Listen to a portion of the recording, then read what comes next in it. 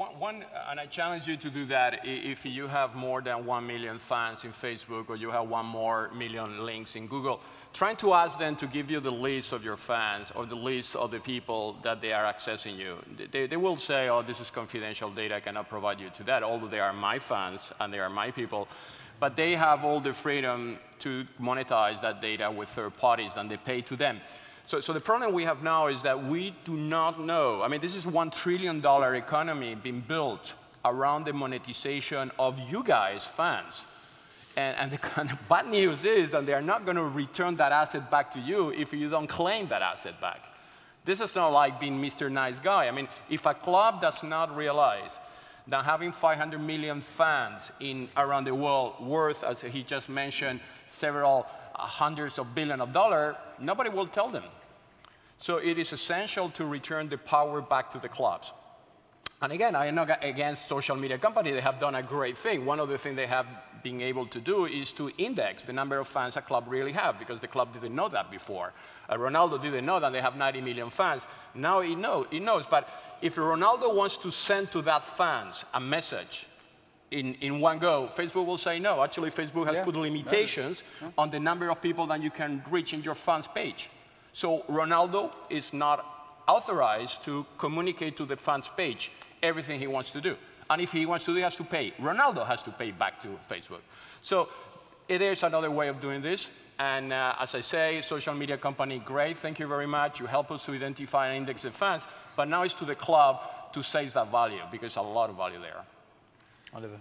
Yeah. Okay, what I understood is that we are all sleeping in the clubs, first of all, and then the wrong guys are benefiting from the relationship to the fans. But my question is exactly what is the important step we have to do in order to get that relationship? So to know that it's wrong, it's one thing, and to know exactly what to do is the other thing. You have to have the same weapons. I mean, this is a battle of technology. So you cannot battle a multi-billion-dollar technology company just with wishful thinking. You have to invest in technology. I mean, for instance, a project of getting digital identities to your fans, and you just put an announcement in Facebook and say, please download this app, which is in Android, iTunes, in all the platforms, which is the club authorized app. It is the app of the club. It's not the app of Facebook. It's not the app of everybody. And the fans will do it because the fans want to have their logo of their fans into their mobile phones. That issues an identity. This is very basic technology. The issues an identity. The moment that identity is being downloaded, you club, you have a CRM that says 20 million downloads here, 5 million downloads there, and you are establishing the direct relation. Obviously, what you need to do later, second phase, is creating an emotional reason for that person to come in recurrent to that app in the same way that a person will go to Facebook page to get the news. The club is the first one to announce. I mean, you have priority information or results of the club. You have training sessions that you can put online before anybody does it. You can even, we are doing actually now with Barcelona players to teach them how to use those apps in priority before they post social media to Facebook. They post directly to the app. And later to social media, so the people, then they download the app, they are the first one to get that data. So it's a question of education. But the technology is there, it's not expensive, it's nothing that you need to delegate. You can do that internally. But you have to educate your marketing team. Every time I go to talk to a club, anywhere in the world, in the United States included, I get a very nasty marketing media guy, which is totally convinced that the only possibility to succeed is Facebook and Google. Yeah, and that's like a religion thing. It's like, no, sorry, I've been rewarded because I brought 10 million. You have to change that inside your club. Put another guy that understands the identity management. Okay, so your suggestion would be not to use Facebook, not to use Twitter? No, why? I mean, you do, but Facebook, look, Facebook is an infrastructure, it's a platform, Platforms, you're going to have many. Snapchat will become a platform sooner or later. Anyone that has more than 20 million downloads has aspirations to become a platform. Facebook has become the de facto platform because Google didn't realize that social media was big and Microsoft neither, and they managed to become the dominant platform. Then they're trying to catch up. But building a platform is only the question of how many downloads you have. If you have 10 million downloads, you are already a very sophisticated platform. As you say before, the monetization of one identity per platform is between $150 to $200 per year. So imagine that you have only 1 million downloads, 1 million identities. You have 125 million recurrent revenue capability of monetization of that platform. And if you... In the clubs, you have one person, which is the person, again, back again to Spain case, you have about 60 million My Madrid cards, people, and they potentially go to the stadium. And this is handled by a totally different division of the club than social media. And I asked why. I will actually transform the power to the guy that brings people to the stadium, because this man knows how to protect the identity base. He will never give away his 60 million registered fan to anybody. Imagine Facebook or Twitter, anybody come and say, can you give me the data? I say, no, this is mine. Those are my socios, you know, and those are the ones I want to capture. But what they don't realize, because they might be different generation or they don't have the right training, that the other 100 million in China are the same, are to be captured in the same way. What they don't realize that the 60 million, 70 million that Facebook likes are potential fans should be included in that CRM. Once they understand that, you have a transformation. It's a paradigm shift. Because then the club starts to build a CRM. If you go to Visa, you go to MasterCard, and you say, can you give me your database, please, because I want to do they will never do it, right? A database of your fans is your core asset of a club.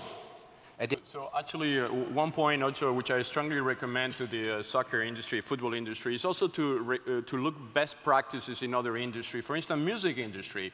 Music industry has a lot of celebrities. I mean, you have Lady Gaga that has more likes than Ronaldo has. And actually, we are working with some of those celebrities to educate them on the same basis. Why do you need to go to Facebook to have 150 million fans? What about if they download an app where you're going to be able to give them exclusive content, for instance? The next song that you're going to produce is going to be first downloaded through the app, and only your fans will be able to access.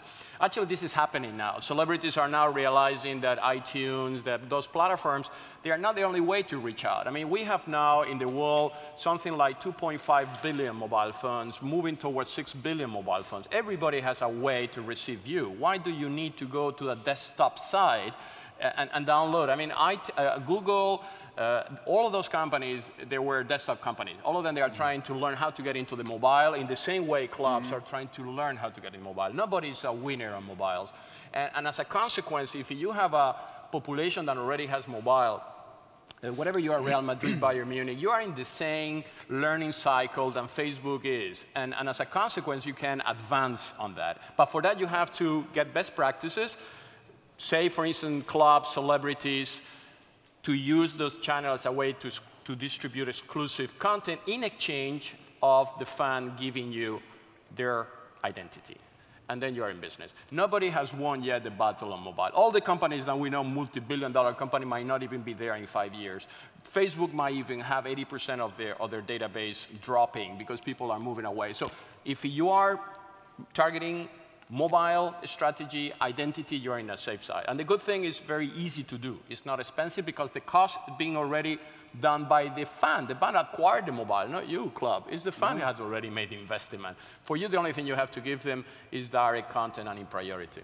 And a like from your company, from your club, and a like from Real Madrid is monetized in the same way by Facebook. They don't have a kind of ratio that if you are in the Facebook Real Madrid page, you have to pay more than being in your page. The monetization is done on the basis of building CRMs. Yep. And even if you have 10,000, 100,000 followers, fans of your club, they are also consumers. They do other things. They buy cars, they buy shirts, they buy merchandising. That is the intrinsic value. And to be a bit farther than that, I think also, maybe we don't discuss that enough in those gatherings, is the role of federations towards that. You know, like federations should, for instance, we are now helping a basketball team in Bilbao, first league, and they were bankrupt. This club was bankrupt when they called me and they say, can we get out of it? It's a first league club. And we say, okay, let's design with you a media strategy then where you can collect money directly from your fans. This club is not bankrupt, and it's number 3 after Real Madrid, Barcelona is Bilbao Basket in the first league, Spanish league. The clubs are realizing now that those experiences can bring money to them. But they are now telling the federations to say, maybe you should educate everybody about this new way. And it's not Facebook or Google is going to educate you. It's your own federation, it's UEFA, it's FIFA, their possibility of creating wealth for club, because this is one big concern. You know, I mean, we're not obviously talking about the big guys, but about the small clubs, how they're going to make money in the future if the social media interactions are going to be owned by the big companies, and where the club is going to be left with nothing to survive. So there's very good practices, and those practices should be promoted, studied, and educated by the federations. And that will be a very easy way to solve small club problems.